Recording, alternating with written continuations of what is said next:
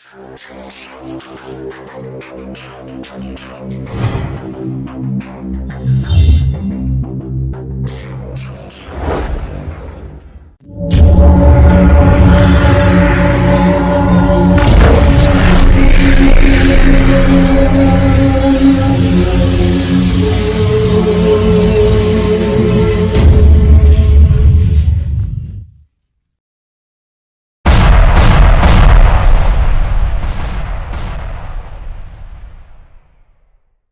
Friends, नमस्कार।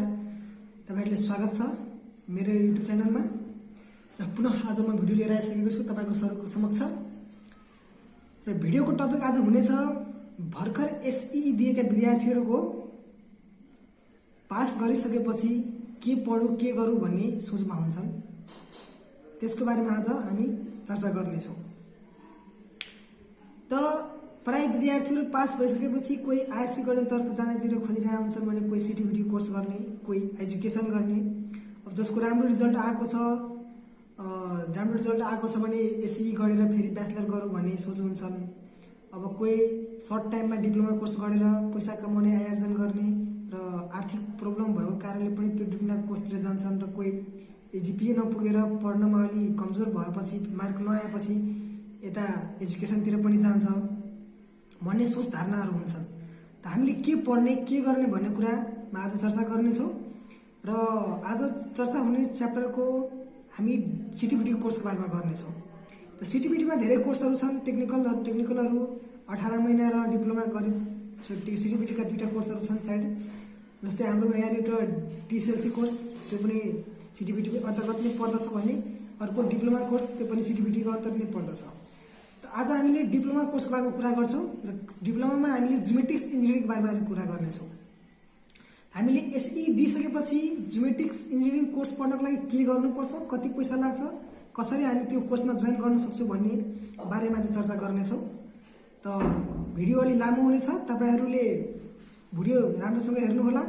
र अहिले पनि तपाईहरुले च्यानललाई सब्स्क्राइब गर्नुभएको छैन भने तपाईले च्यानललाई सब्स्क्राइब गरिदिनु होला। र यस्तै धेरै भिडियोहरु हाम्रो इन्जिनियरिङ सम्बन्धी धेरै भिडियोहरु हामीले पोस्ट गरिसकेका छौं। त्यो भिडियोहरु तपाईहरु पनि हेर्न सक्नुहुनेछ। र आगामी दिनमा जति भिडियोहरु हामी पोस्ट हुन्छ त्यो भिडियोको लागि तपाईहरु सब्स्क्राइब बेल आइकन दबाइदिनु भयो भने पुनः तपाईहरुको समक्ष भिडियो जाने नै छ। त आज हामी कुरा गर्ने छौं डिप्लोमा इन ज्योमेट्रिक्सको इन्जिनियरिङको बारेमा, कसरी जोइन गर्न सक्छौं, कति के खर्च दिन्छ भने हामी पुरै डिटेल आज जानकारी गर्ने छौं। त अब भिडियोको सुरुतिर जाउँ। त फ्रेन्ड्स, अब हामीले कुरा गर्छौं डिप्लोमा इन ज्योमेट्रिक्स इन्जिनियरिङको बारेमा।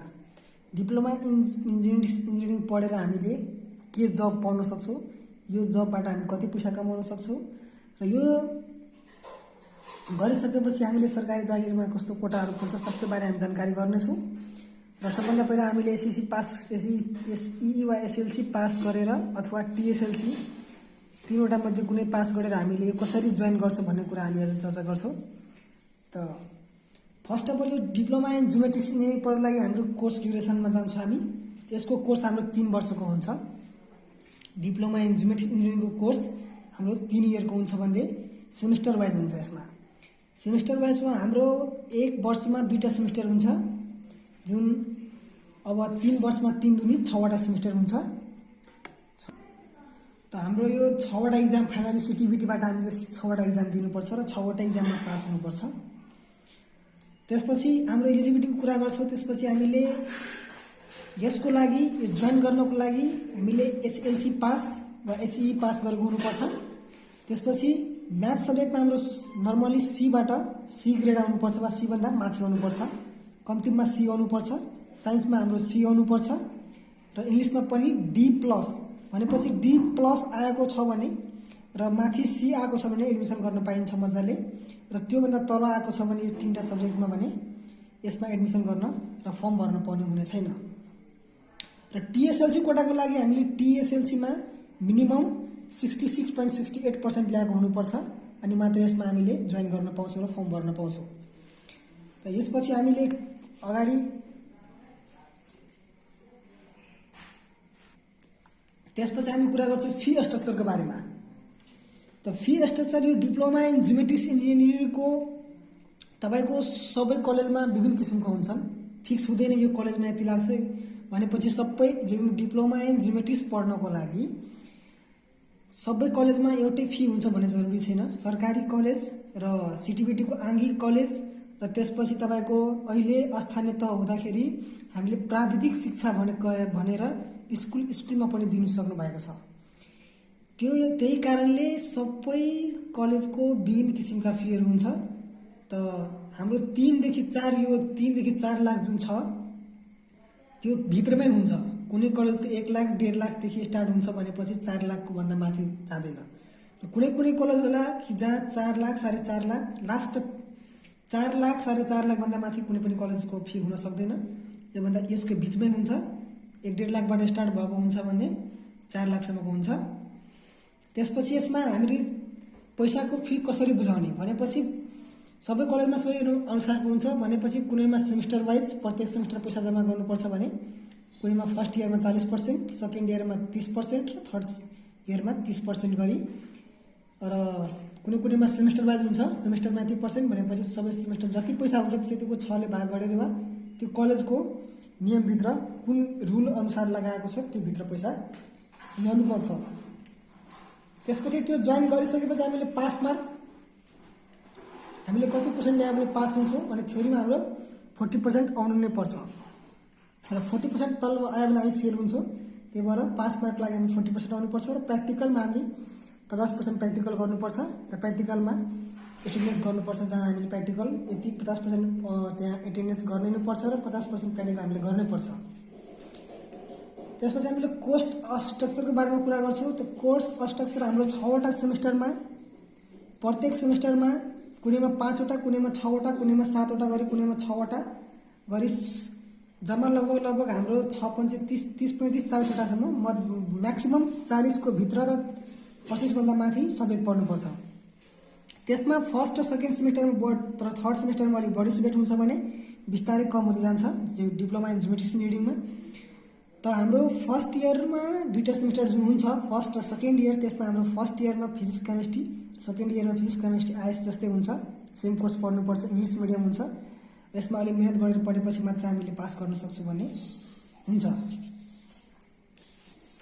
त्यसपछि कुरा गर्छौँ हामी कलेज अफरिङ कलेज भनेपछि यो पढाइ कहाँ हुन्छ र कुन कलेजमा हुन्छ, कतिवटा कलेज छ भनेपछि डिप्लोमा इन जियोमेट्रिक्स पढाइ हुने कलेज जम्मा नेपालमा अहिले 24वटा छन्, जुनमा प्राइभेट पनि पर्छन् र सरकारी पनि पर्छन्।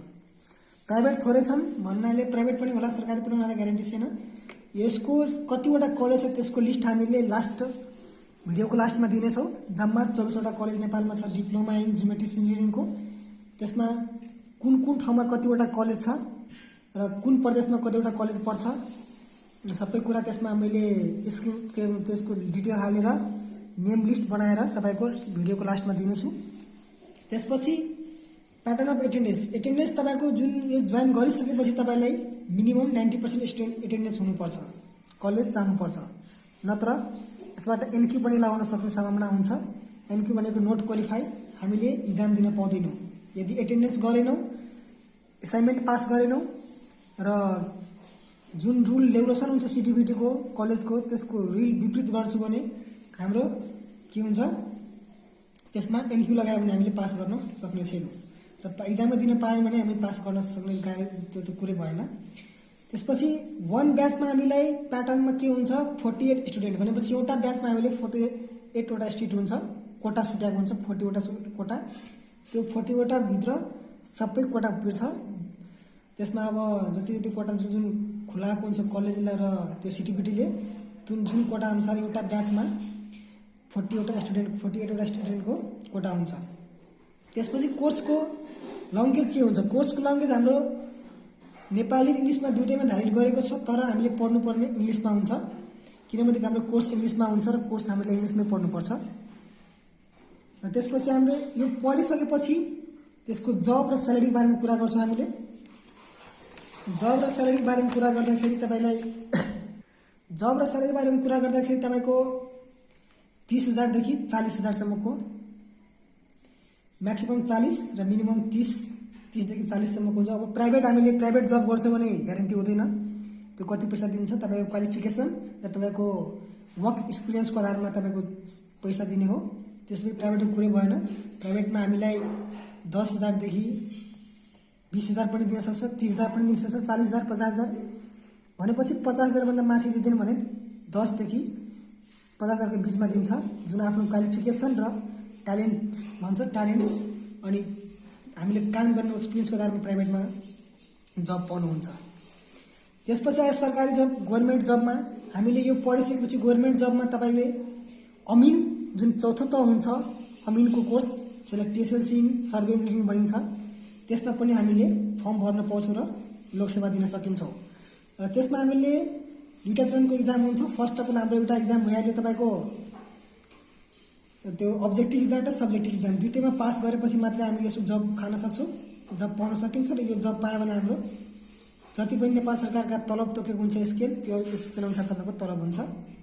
त्यसपछि पाँचौं तह भनेको हामीले जुन यो डिप्लोमा इन जियोमेट्रिक इन्जिनियरिङ पढ्यो, त्यसमा हामीले सर्वेक्षक भन्ने नापिक विभागमा हुन्छ सर्वेक्षक, त्यसमा हामीले के गर्न सक्छौँ, लोकसेवा दिन सक्छौँ। र यो पाँचौं तह सर्वेक्षक भन्ने पोस्टमा हामीले जागिर नाम निकाल्यो भने त्यसमा जागिर हुन्छ र नेपाल सरकारको बमोजिम तलब तोकेको बमोजिम हामीलाई स्केल भत्ता अनुसार दिन्छ। र ये भइसकेपछि डिप्लोमा इन जियोमेट्रिक्स कम्प्लिट गरिसकेपछि हामी अगाडि पढ्न चाहनुहुन्छ भने तपाईहरुले अगाडि पढ्न पनि सक्नुहुन्छ। त्यसपछि हामीले ब्याचलर जोइन गर्न मजाले सक्छौँ। यो पढिसकेपछि हामीले ब्याचलर जोइन मजाले गर्न सक्छौँ। या त ब्याचलरमा हामी जियोमेट्रिक्स नै गर्न सक्छौँ कि सिभिलतिर जान सक्छौँ भनेपछि सिभिल र जियोमेट्रिक्सतिर दुईटैमा हामी र अरू फ्याकल्टीमा पनि जान सक्ला, त्यो डिटेल हामी अर्को भिडियोमा गराउँछौँ। त्यसपछि अब यति कुरा भइसकेपछि हामीले यो जियोमेट्रिक्स इन्जिनियरिङ पढ्ने निधो गरेपछि मानौ तपाईहरुले भोलि राम्रो लागेमा, यो जब राम्रो लागेमा, यसको कोर्स राम्रो लाग्यो, पढ्न सक्छौ भनेर तपाईहरु निधो गर्नुभयो भने यसको एप्लाई कसरी गर्ने, यसमा छिर्नलाई के गर्नुपर्छ, फर्म कहाँ भर्नुपर्छ, के गर्नुपर्छ भन्ने कुरामा जानकारी गर्छौं। यसको दुईटा फर्म खुल्छ। तपाईको एउटा फुल पेइङ भइहाल्यो, जुन भइहाल्यो डोनेसन भन्छ त्यसलाई, हामीले पैसा तिरेर पढ्नुपर्छ, पुरै पैसा जति कलेजको फी हुन्छ त्यतिको हामीले कलेजको फी तिर्नुपर्छ। र अर्को बेला तपाईको स्कलरशिप, स्कलरशिपको लागि तपाईले सरकारी स्कुलबाट पढेको वा एसएलसी पास गरेको वा एसई पास गरेको हुनुपर्छ अनि मात्रै हामीले स्कलरशिपको फर्म भर्न पाउँछौँ। र यो हामीले प्रदेश अनुसार अहिले प्रदेशको व्यवस्था छ भने हामीले प्रदेश अनुसार यसको फर्म खुल्छ र हामीले प्रदेशमा गएर फर्म भर्नुपर्छ। र यो फुल पेइङ डोनेसन जुन भइहाल्यो, डोनेसन तपाईले कलेजमा जुन कलेज जहाँ छ त्यहाँ कलेजमा गएर हामीले फर्म भर्न सक्छौँ। जुन कलेजमा हामीले एडमिसन गर्न चाहन्छौँ, जुन कलेजमा हामी पढ्न चाहन्छौँ त्यो कलेजमा गएर हामीले फर्म भर्ने र त्यहाँ इन्ट्रान्स हुन्छ। जुन हाम्रो इन्ट्रान्स इक्जाम हुन्छ, त्यो इन्ट्रान्स इक्जाममा हामीले पास गर्यो भने मात्रै के भन्छ, हामीले डिप्लोमा इन जियोमेट्रिक इन्जिनियरिङमा फर्म भर्न पाउँछौँ, रजिस्ट्रेसन हुन्छ हाम्रो। भनेपछि इन्ट्रान्स इक्जाम पास गरिसक्यो भने हामीले के हुन्छ, डिप्लोमा इन जियोमेट्रिक इन्जिनियरिङमा अध्ययन गर्न सक्छौँ र एडमिसन हुन्छ। त्यसमा पनि डोनेसनमा के हुन्छ भन्दाखेरि जुन कलेजबाट हामीले फर्म भर्छौँ त्यो कलेजमा सबभन्दा हाइएस्ट मार्क ल्यायो भने इन्ट्रान्समा सबभन्दा हाइएस्ट मार्क ल्यायो भने एउटा सिट हुन्छ, त्यसमा हामीले फ्री दिन्छ पढ्नलाई र फ्री हुन्छ। मेन क्यान्डिडेट जसलाई भन्छ मेन क्यान्डिडेटलाई एउटा सिट फ्री दिएको हुन्छ। त्यसपछि यो फुल स्कलरशिप जुन फुल पेइङको छ, त्यो फुल पेइङमा हामीले सरकारी विद्यार्थी र बोर्डिङबाट पढेका विद्यार्थीहरूले पनि भर्न पाउँछौँ, दुईटैले भर्न पाउँछौँ। भनेपछि स्कलरशिपमा सरकारी विद्यार्थी मात्रै भर्न पाउँछ, बोर्डिङ विद्यार्थी भर्न पाउँदैन। त तपाईहरुको अब यो एसई यसपालि दिएका विद्यार्थीहरूले जुन पास गरिसक्नु भएको छ, हाम्रो ग्रेड कति आएको छ त्यो ग्रेड पनि तपाईलाई म भनिसकेको छु। कस्तो ग्रेड आएको छ तपाईको, के भएको छ र तपाईको घर परिवारको सल्लाह, आर्थिक अवस्था हेरी कस्तो हामी पढ्न सक्छौँ कि सक्दैनौँ, कोर्समा हामी सक्छौँ कि सक्दैनौँ, पास गर्न सक्छौँ कि सक्दैनौँ भन्ने आफ्नो धारणालाई सुधार गरेर र कन्ट्रोल गरेर यो जरुरी छैन कि हामीले डिप्लोमा इन जियोमेट्रिक्स नै पढ्छौँ भन्ने कुरा जरुरी छैन। तपाईलाई राम्रो लाग्यो यो सबै थोक, यो यति तपाईहरुले डिटेल सुनेपछि तपाईलाई कस्तो लाग्यो तपाईँ आफै निर्णय गर्न सक्नुहुनेछ। निर्णय गरिसकेपछि तपाईहरुले यही पढ्न मन लाग्यो भने diploma in geometric engineering short टाइममा हामीले राम्रोसँग पढ्यो भने, राम्रोसँग गर्यो भने जागिर मजाले हुन्छ र सबै अगाडि बढ्न सक्छौँ र ब्याचलर पनि गर्न यहाँबाट हामीले मौका पाउँछौँ। त त्यसपछि हामीले अब एसई दिएका विद्यार्थीहरूको लागि म भन्न चाहन्छु प्राय कि अहिले तपाईहरुले अब यो एक हप्तापछि नयाँ फर्म खुल्नेछ सिटिभिटीबाट, जुन नोटिस आउँछ कि फर्म भर्ने नोटिस आउँछ। सबै कलेजमा फर्म खुल्छ, नेपालभरि जति पनि कलेज छ विभिन्न तहमा फर्म खुल्छ भने हाम्रो डिप्लोमा इन ज्योमेट्री पनि फर्म खुल्छ। त्यसमा हामीले फर्म तपाईहरु भर्नु र जुन जुन कलेजमा तपाईहरुले एडमिसन गर्न चाहनुहुन्छ त्यो म तपाईलाई यहाँ सबै लिस्ट बनाएर म तपाईलाई अहिले लास्टमा भिडियोमा दिनेछु। तपाईहरु हेरी जुन कलेजमा मलाई त्यहाँ तपाईहरुले फर्म भर्न सक्नुहुनेछ। र स्कलरशिपको लागि तपाईले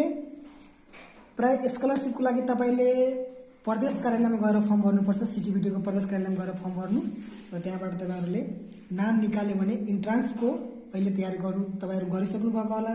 र इन्ट्रान्समा प्राय 9-10 को कोर्सबाट हामीलाई इन्ट्रान्समा सोध्छ, जुनमा 3 सब्जेक्ट हुन्छ, म्याथ, साइन्स र इंग्लिश। म्याथ, साइन्स र इंग्लिशबाट हामी तपाईले क्वेशन सोध्छ, त्यसबाट हामीले टिक लगाउने क्वेशन हुन्छ। अब्जेक्टिभ नेगेटिभ मार्किङ हुँदैन त्यसमा।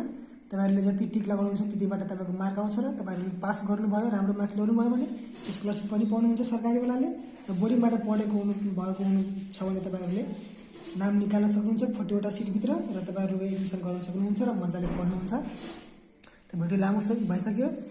यदि तपाईहरुलाई भिडियो राम्रो लाग्यो भने तपाईहरुले लाइक, कमेन्ट र सब्स्क्राइब गर्न नभुल्नु होला।